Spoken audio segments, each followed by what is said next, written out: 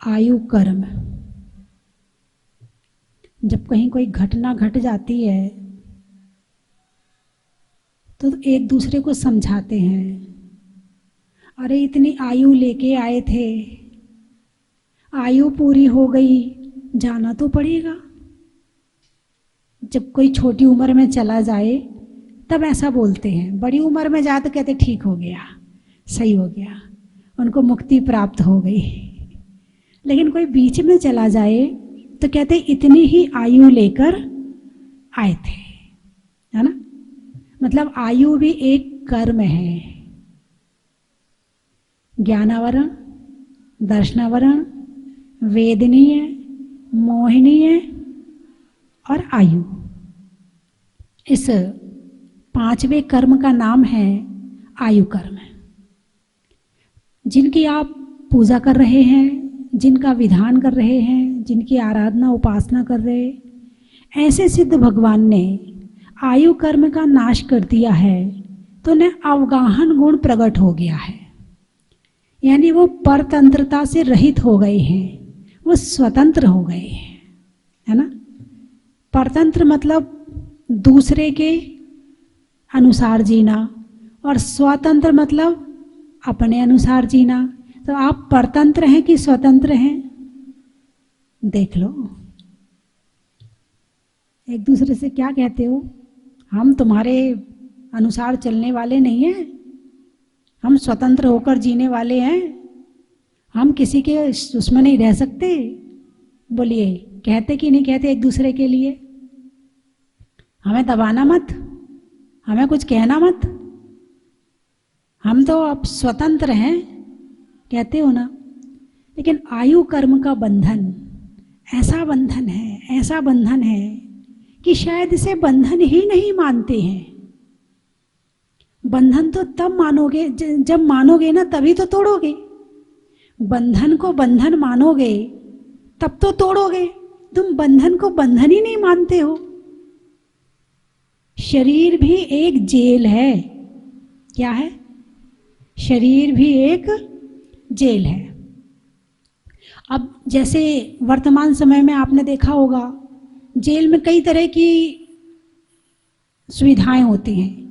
एक जेल ऐसी भी होती है जहां कैदी को बिल्कुल अकेला छोड़ दिया जाता है कमरे में।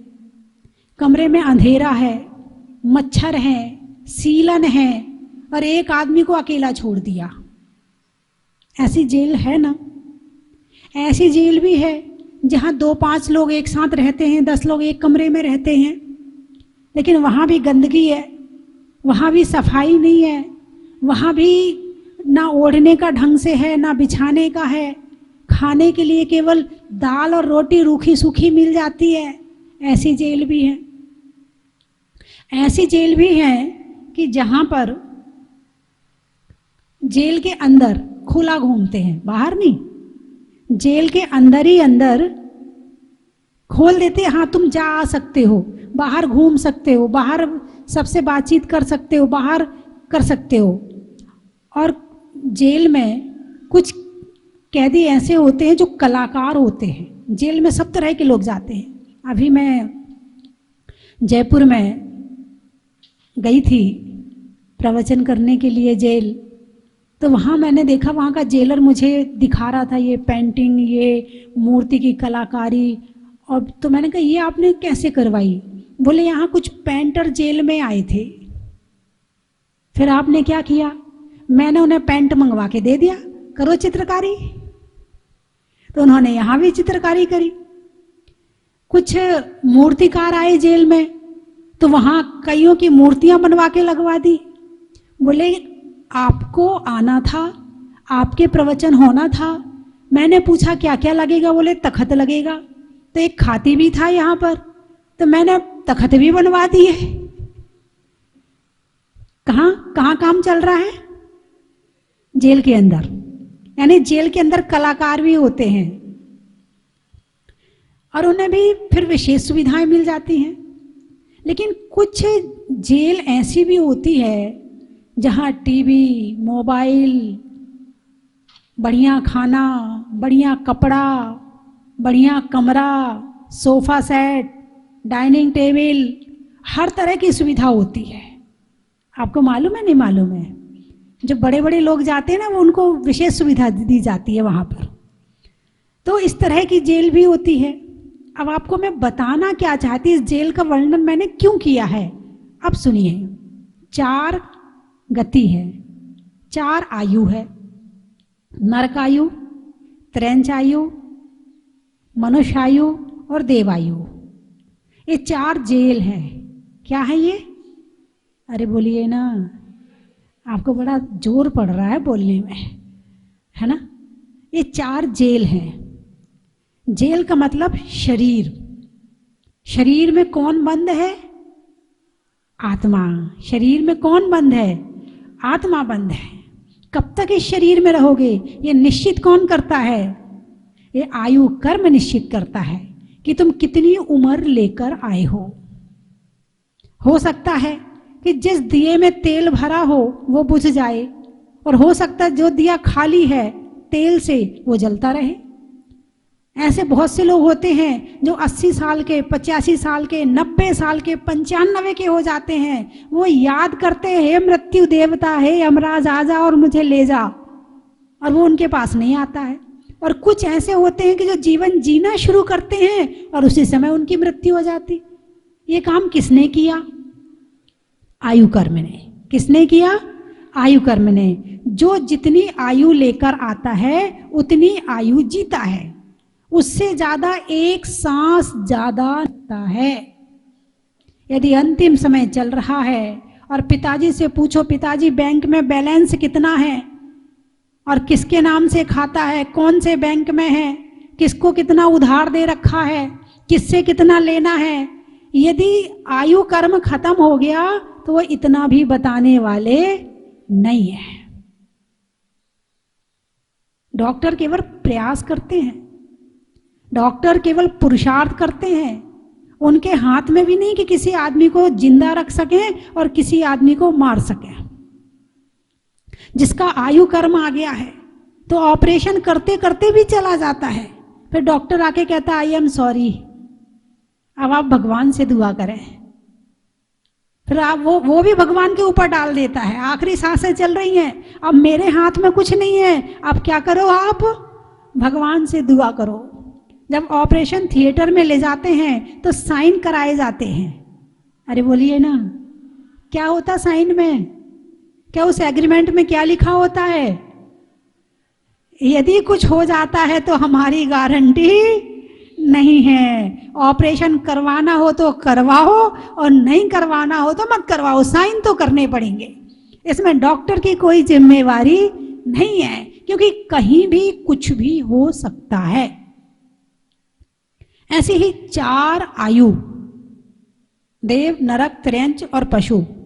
त्रयंच में कई कैटेगरी हैं, 1 इंद्री, 2 इंद्री, 3 इंद्री, 4 इंद्री, 5 इंद्री। जैसे उस जेल में कई कैटेगरी होती है, ऐसे इसमें भी कई कैटेगरी हैं।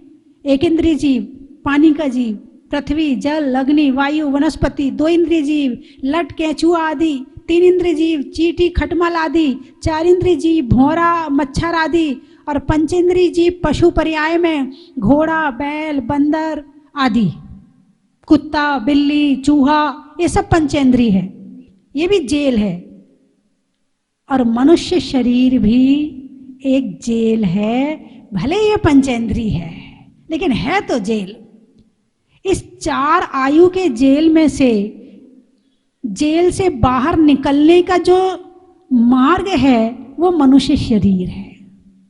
देव आयु से मोक्ष नहीं जा सकते, त्रयंच आयु से मोक्ष नहीं जा सकते, नरक आयु से मोक्ष नहीं जा सकते। कहाँ से मोक्ष जा सकते हैं? ऐसी कौन सी जेल है जहाँ से जेल से मुक्त हुआ जा सकता है? वो है मनुष्य शरीर।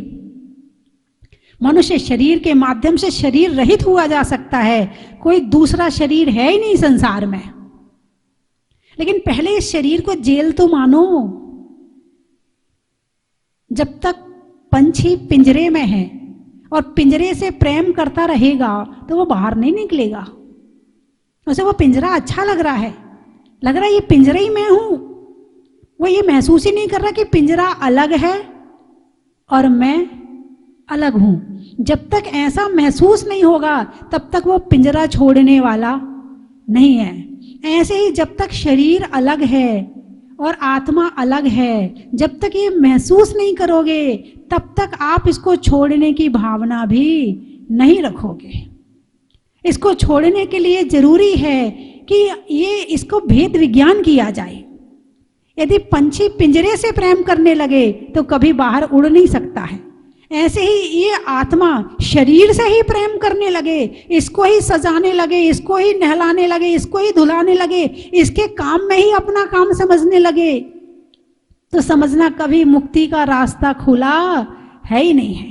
मुक्ति का रास्ता तब खुलेगा, इस जेल से रहित तब होंगे जब हम ये माने कि हम इस शरीर के बंधन में हैं, हम कर्मों के बंधन में हैं, हम इससे रहित हो सकते हैं। अच्छा चलो, इस शरीर की जेल तो बहुत दूर की बात है। आप लोग अपने घर को जेल मानते हो कि नहीं मानते हो? अरे बोलिए ना, नहीं मानते ना? नहीं मानते हो, मानो तो फिर मेरे पास आ जाओगे ना। जिस दिन मान लोगे तो, जिस दिन मान लोगे उस दिन कहोगे मुझे मुक्त होना है। अच्छा, जो जेल वाला कैदी होता है उसे लोहे की हथकड़ियां पहनाई जाती हैं, है ना, और उसे पकड़ के जेल में बंद कर दिया जाता है, वो उसे बाहर नहीं जाने दिया जाता है। ठीक है, एक होती है खुली जेल और एक होती है बंद जेल। खुली जेल का नाम आपने सुना नहीं होगा, सुना है? सुना है। खुली जेल का मतलब है नजर कैद होता है, वो है तो खुला मगर भाग नहीं सकता है, कहीं से भी पकड़ लिया जाएगा। ऐसे ही जो घर है, परिवार है, उसमें आप भाग सकते हो। मान लो मंदिर गए हैं और मंदिर से 1 घंटा लेट हो गए आने में, क्या होगा? क्लास लग जाएगी, इतनी देर कैसे हुई? वहां तो लोहे की बेड़ी पहनाई गई थी, यहां कौन सी बेड़ी पहनी है? अरे हाथ में पहनती हो ना, चूड़ियां पहनती हो, सोने के कंगन पहनती हो, चांदी की पायल पहनती हो। क्या है ये क्या है? ये बेड़ी है। अब आप महसूस नहीं करते तो बात अलग है, लेकिन है तो ये बेड़ी। और शादी के पहले महिलाएं नहीं पहनती हैं, शादी के बाद पहनती हैं।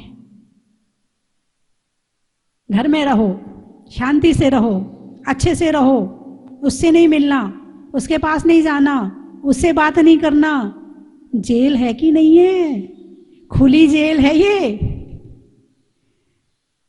लेकिन ये खुली जेल धर्म की दृष्टि से मानो, लेकिन जो अनुशासन में रह रहा है, इसे आप यदि एक श्रावक की दृष्टि से देखें, घर परिवार की दृष्टि से देखें, तो अनुशासन है। और अनुशासन नहीं रहेगा घर में तो घर बिखर जाएगा। घर में रहकर अनुशासन जरूरी है, बाहर रहो तो प्रशासन जरूरी है, और आगे चलो तो शासन जरूरी है, और यदि धर्म में रहो तो आत्मानुशासन जरूरी है। और जो आत्मानुशासन में रहता है उसे शासन, प्रशासन और अनुशासन की जरूरत ही नहीं पड़ती है। जो धर्म करता है उसे कहने की जरूरत नहीं पड़ती है तुम फालतू मत बोलो, वो खुद ही फालतू नहीं बोलता है। उसे कहने की जरूरत नहीं पड़ती शराब मत पियो, ये मत खाओ, वो मत खाओ, वो खुद ही नहीं खाता है। उसे कहने की जरूरत नहीं पड़ती कि तुम गलत काम मत करो, वो खुद ही नहीं करता है। किसके लिए जरूरत है इन सब चीजों की? जो आत्मानुशासन में नहीं है, जो धर्म में नहीं है, उसके लिए शासन है, उसके लिए प्रशासन है और उसके लिए अनुशासन है। तो ये 4 जेल जो है ना, इस जेल से मुक्त होने के लिए ये मनुष्य शरीर है। और अब आपको कोठी, बंगला, गाड़ी, परिवार सब मिल गया, अब लग ही नहीं रहा कि हम जेल में रह रहे हैं। और जब लग ही नहीं रहा कि जेल में रह रहे हैं तो मुक्त होने की भावना भी बनने वाली नहीं है। और भगवान ने इस आयु कर्म के बंधन को तोड़ा तो परतंत्रता से मुक्त हो गए। मृत्यु के अधीन है हम, मृत्यु आएगी तो मरेंगे और नहीं आएगी तो जीना पड़ेगा। कुछ लोग कहते हैं अरे हमारे बच्चे हैं, नहीं तो हम तो, अरे बोलिए ना, कहते कि नहीं कहते? और मुझे लगता है महिलाएं अपने जीवन में 1 2 4 बार तो कह ही लेती होंगी ये बात कि बच्चे नहीं होते तो हम तो या तो माताजी बन जाते। भाई माताजी बनने का रास्ता देखना, दूसरा रास्ता मत देखना। तुम्हारे पास इससे बढ़िया रास्ता नहीं हो सकता है। हाँ, यदि घर से परेशान हो, दुखी हो, परेशान हो तो आत्महत्या का रास्ता मत चुनना, कभी भी मत चुनना। वो रास्ता तो इतना खराब है कि सीधे नरक ले जाएगा। और यदि कभी आपको लगे कि नहीं मुझे इस शरीर से मुक्त होना है, तो शरीर से मुक्त होने से काम होने वाला नहीं है, क्योंकि कर्मों से मुक्त नहीं होंगे तो दूसरा शरीर मिल जाएगा। एक जेल से निकल के दूसरी जेल में चले जाएंगे, दूसरी जेल से निकल के तीसरी जेल में चले जाएंगे। बस जेल बदलती रहती है, जेल से मुक्त नहीं होते हैं। यदि आपको परेशानी है, आपको कष्ट है, तो आप शरीर से मुक्त होने की भावना ना रखें, आप कर्मों से मुक्त होने की भावना रखें। और वो रास्ता है जैन धर्म का। यहां सर शरीर से ही मुक्त हो जाते हैं, और जब शरीर ही नहीं रहेगा तो शरीर से संबंधित संसार के सारे कष्ट भी नहीं रहेंगे। जहां देह अपनी नहीं तहां ना अपना कोई। यदि इस जीवन में दोबारा जन्म प्राप्त करना है तो वो है दीक्षा का मार्ग। अब कुछ लोगों को लगता है हम दीक्षा तो ले नहीं सकते, एक टाइम भोजन कर नहीं सकते, केश लॉन्च कर नहीं सकते, पैदल चल नहीं सकते, तो अब क्या करें भगवान? अब तो आत्महत्या के अलावा दूसरा मार्ग दिखता नहीं है। नहीं, अभी भी मार्ग है। आप मान लो लेना चाहें, 1 प्रतिमा ले लो, 2 प्रतिमा ले लो, 3 प्रतिमा ले लो, 2 बार खा सकते हैं, फल भी ले सकते हैं, बीच में पानी भी पी सकते हैं, है ना? और अपनी साधना भी कर सकते हैं, केश लॉन्च भी नहीं करना, पैदल भी नहीं चलना, और साधना भी हो रही है। हमारे यहाँ सब तरह का मार्ग खुला है, सब तरह का। ऐसा नहीं कर सकते तो ऐसा कर लो, ऐसा नहीं कर सकते तो ऐसा कर लो, लेकिन करो जरूर, छोड़ो मत किसी को। घुटनों के बल चलते चलते पांव खड़े हो जाते हैं, और छोटे छोटे नियम एक दिन बहुत बड़े हो जाते हैं। छोटे छोटे नियम एक दिन बहुत बड़े हो जाते हैं। इसलिए कम से कम बड़े बड़े नियम नहीं ले पा रहे हैं तो छोटे छोटे नियम लेना शुरू करो। और वहीं से जो भगवान महावीर ने शेर की पर्याय में क्या किया था? अरे बोलिए ना, केवल अणुव्रत ही तो लिए थे। अहिंसा अणुव्रत, सत्य अणुव्रत, आचौर्य अणुव्रत, ब्रह्मचर्य अणुव्रत और परिग्रह परमाणु व्रत, बस यही तो लिया था। और उससे एक अणुव्रत, इस छोटे से अणुव्रत ने भगवान महावीर बना दिया। एक भील ने क्या त्याग किया था? केवल कौए के मांस का ही तो त्याग किया था। आने वाले समय में वो भगवान महावीर बन गए। तो आप ये मत समझो कि छोटा सा त्याग क्या होता है इससे, नहीं, आप भावना तो बनाओ। छोटी सी चिंगारी पूरे जंगल को जला देती है। तुम्हारा छोटा सा नियम तुम्हें एक दिन मोक्ष पहुंचा देगा। तुम लेना शुरू तो करो। शुरुआत हो गई तो कभी ना कभी आगे भी बढ़ने की भावना रहेगी, और शुरुआत ही नहीं करोगे जीवन में कभी तो आगे भी नहीं बढ़ पाओगे। तो आयु कर्म का बंधन, कौन सा बंधन? आयु कर्म का बंधन। इसे जेल की उपमा दी है। जब 8 कर्मों की उपमाएं आती हैं तो इसे कैदी की उपमा दी है। जैसे एक जेल में कैदी बंद होता है और हमेशा निकलने की भावना रखता है। कैसी भावना रखता है? वो दिन कब आएगा जब मैं जेल से मुक्त हो जाऊंगा। बोलिए, जो जेल जाता है वो जेल में खुशी से रहता है। हाँ या ना? नहीं, क्या मन में भावना रहती है? वो दिन कब आएगा जब इस जेल के बंधन से मुक्त हो जाऊंगा।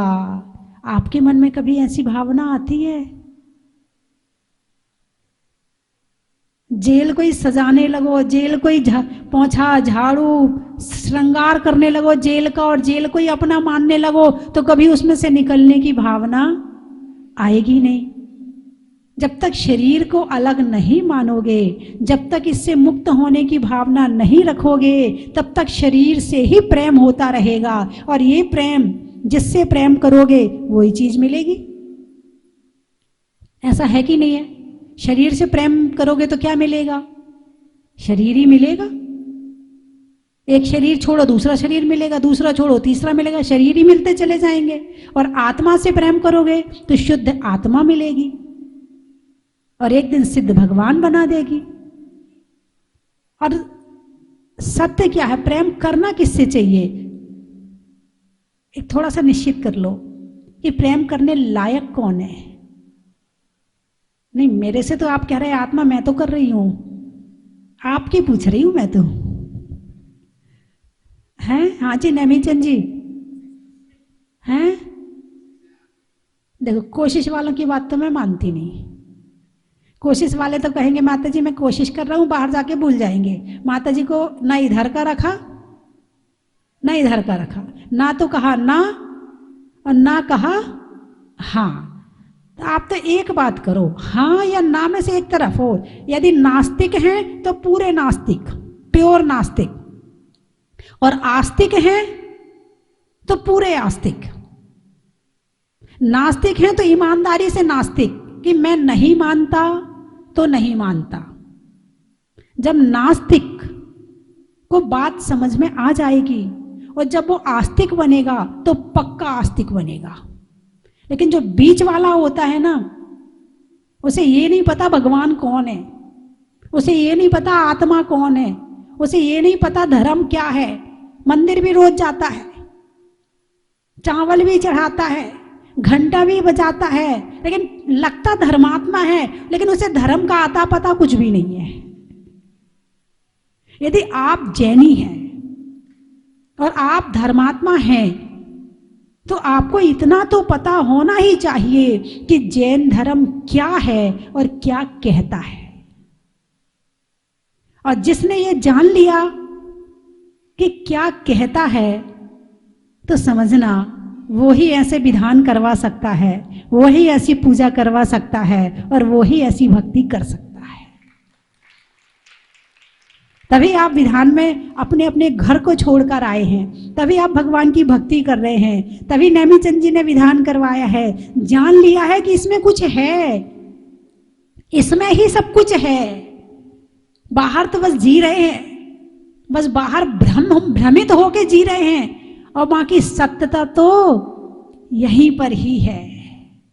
बंधुओं, आयु कर्म के बाद आता है नाम कर्म। कौन सा कर्म? नाम कर्म। नाम का मतलब पहचान, है ना? नाम का मतलब पहचान। लेकिन यहां पहचान, हाँ पहचान मान लो। नाम कर्म का मतलब ये है कि जैसे एक चित्रकार किसी का चित्र बनाता है, हाथ बनाएगा, पांव बनाएगा, आंख बनाएगा, नाक बनाएगा, कान बनाएगा, ऐसे ही नाम कर्म शरीर की रचना करता है। क्या करता है? शरीर की रचना करता है, शरीर का एक एक अंगोपांग बनाता है। हमें लगता है कि माँ ने जन्म दिया है, माँ ने शरीर बनाया है, लेकिन नहीं, इस भूल में मत रहना। माँ निमित्त है, उनके माध्यम से हमें जन्म मिला है, लेकिन शरीर की रचना तो नाम कर्म ने करी है। किसने करी है? तुम्हारी नाक कितनी बड़ी होनी है, तुम्हारी आंख कितनी बड़ी होगी, तुम्हारे कान कितने बड़े होंगे, तुम्हारे शरीर का अंग कैसा होगा, गला कैसा होगा, आवाज कैसी होगी, रंग कैसा होगा, ऊंचाई कितनी होगी, तुम्हारे पांव की उंगलियां कैसी होंगी, हाथ के नाखून कैसे होंगे, एक एक शरीर का रोम रोम कैसा होगा, ये सारी रचना नाम कर्म करता है। ये बात अलग है कि उसके हिसाब से द्रव्य, क्षेत्र, काल और भाव मां के गर्भ में मिलता है, लेकिन रचना करने वाला नाम कर्म है। आप अपने हाथ से अपना कलर नहीं बदल सकते, लेकिन आजकल कोशिश करते हैं लोग ब्यूटी पार्लर में जाकर। अरे बोलिए ना, कोशिश करते हैं। वो बेचारा थोड़े दिन रहता है, फिर वापस वैसा ही हो जाता है। फिर जाके घिसाई लिपाई पुताई करवाते हैं। पहले घर में लिपाई पुताई होती थी, अब अरे बोलिए ना, अरे खुद ही घर में करने लगे। पार्लर में तो कभी कभी जाते हो, रोज तो अपने घर में ही करते हो। हैं? पहले पर्दा कहाँ होता था? सर पे होता था, चेहरे पर होता था पर्दा। अब पर्दा कहाँ होता है? अब खिड़की में होता है। ये पर्दा तो उठ गया, खिड़की वाला पर्दा आ गया। यानी काम तो सारे हो रहे हैं मगर स्थान चेंज हो गए हैं। तो नाम कर्म शरीर की रचना करता है। क्या करता है? शरीर की रचना करता है, एक एक अंग उपांग की रचना करता है। किसने बनाया शरीर? इतने सारे संसार में शरीर हैं, एक की शक्ल दूसरे से नहीं मिलती, एक के हाथ दूसरे हाथ से नहीं मिलते, एक के अंगूठे का निशान दूसरे के अंगूठे से नहीं मिलता। आप देखो, नाना कम्मा नाना जीवा, अनंत अनंत जीव हैं और अनंत अनंत कर्म हैं। कहने को तो 8 कर्म हैं, लेकिन इसके भेद प्रभेद और किए जाएं तो 148 हैं। लेकिन और देखा जाए तो अनंत कर्म है, अनंत तरह के कर्म हैं। गिनती के 8 हैं, भेद 148 हैं, मगर इसकी गिनती नहीं कर सकते, इतने कर्म हैं। एक बाल की रचना भी करने वाला, तुम्हारा बाल कितने बड़े होंगे, कौन से कलर के होंगे, कैसे होंगे, मोटे होंगे, पतले होंगे, रेशमी होंगे, कैसे होंगे, ये भी कर्म का काम है। मतलब एक जब इन कर्मों की स्थिति को सोचने बैठते हैं ना, तो ऐसा दिमाग खुलता है, ऐसा दिमाग खुलता है कि हम कहाँ कर्मों के बीच में फंसे पड़े हैं और इन कर्मों के साथ और कर्म को बढ़ाने में लगे हुए हैं। कर्म को घटाने में नहीं लगे हैं, कर्म को और बढ़ाने में लगे हुए हैं। प्रति क्षण आश्रा और बंध में जी रहे हैं, संवर और निर्जरा की तरफ तो ध्यान ही नहीं है। अभी धर्म भी कर रहे हैं तो पूरी आत्मा से नहीं हो रहा है धर्म, केवल ऊपर ऊपर से धर्म हो रहा है। लग रहा है कि धर्म कर रहे हैं मगर धर्म हो नहीं रहा। खेत में धान का, शादी में पान का और होने वाले सिद्ध चक्र विधान का, अनाज में दाने का, इनाम में पाने का और आप सबके मुस्कुराने का, नदी में नाव का, शरीर में पाँव का और भक्ति के भाव का, साड़ी में फाल का, सेठों में माल का और आने वालों में इम्फाल का, गाने में सुर का, नृत्य में नुपुर का, आने वालों में शिवपुर का और आने वालों में जयपुर का। और कहाँ से आए? पानी में मगर का, चलने में डगर का और आने वालों में शास्त्री नगर का, देवों में असुर का, रिश्तों में ससुर का, जाने वालों में जहाजपुर का, रहने में बाड़ा का, रंगों में गाढ़ा का और आने वालों में कनाडा का, कर्म के हरने का, त्याग के वरने का और भगवान का अभिषेक रोज करने का, जनवरी में जाड़ा का, जाड़े में काढ़ा का, आने वालों में मूंडवाड़ा का, रिश्तों में नानी का, पीने में पानी का, आने वालों में सिवनी का, वृक्षों में बड़ का, बड़ की जड़ का, आने वालों में किशनगढ़ का, बीकानेर जंगल में शेर का, फलों में बेर का, आने वालों में बीकानेर का।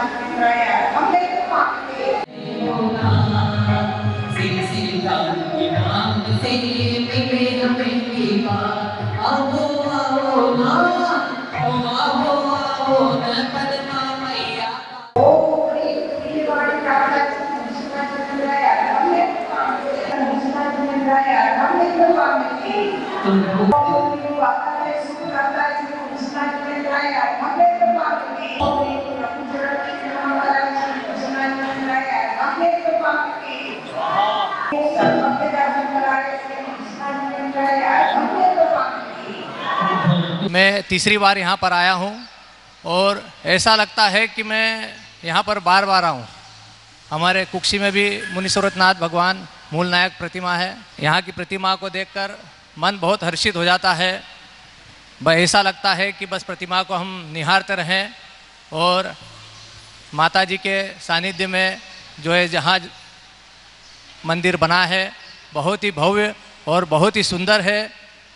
यहाँ पर आकर ऐसा लगता है कि बस यहीं रहें और प्रतिमा को निहारते रहें। हम पदमपुरा से स्वस्ति भूषण माता जी का आशीर्वाद लेके यहाँ आए थे। बहुत अच्छा लगा, बहुत अच्छी व्यवस्था है, बहुत ही भव्य और सुंदर जहाज रूपी मंदिर को देखकर मन प्रफुल्लित हो गया। चलो स्वस्ति धाम, चलो स्वस्ति धाम, आओ स्वस्ति धाम, चलो स्वस्ति धाम, चलो स्वस्ति धाम। कंचन की थाल को सजाओ रे आज, रत्नों की थाल को भर लाओ रे आज। आओ आओ करे रे गुणगान आरती भगवन की। आओ आओ करे गुणगान आरती भगवन की। आओ आओ करे रे गुणगान आरती भगवन की।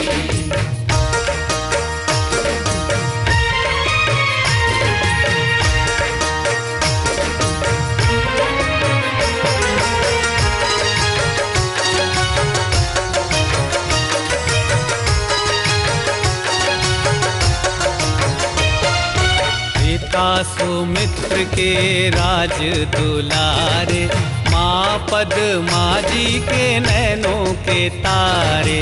पिता सुमित्र के राज दुलारे, माँ पद्मा जी के नैनों के तारे। राजगृही में जन्म लियो आप, राजगृही में जन्म लियो आप। आओ आओ मनाए खुशी आज आरती। परम विदुषी लेखिका गणिनी आरिका रत्न श्री 105 स्वस्ति भूषण माता जी, जिन्होंने मात्र 20 वर्ष में 100 से भी अधिक किताबें लिखकर जैन समाज को अनूठा योगदान दिया है। बड़े बड़े विधान जैसे कल्पद्रुम महामंडल विधान, सिद्ध चक्र महामंडल विधान, इंद्रध्वज महामंडल विधान एवं विशेष जिनपद, पूजांजलि आदि महत्वपूर्ण साहित्य बहुत ही सरस, सरल व सुबोध शैली में लिखे हैं, जिसमें गद्य एवं पद्य साहित्य भी समाहित है। इन महान साहित्यों को पढ़कर आप भी अपने ज्ञान का विकास कर सकते हैं। साहित्य प्राप्त करने हेतु आज ही संपर्क करें। संपर्क सूत्र 7906062500 9868345768।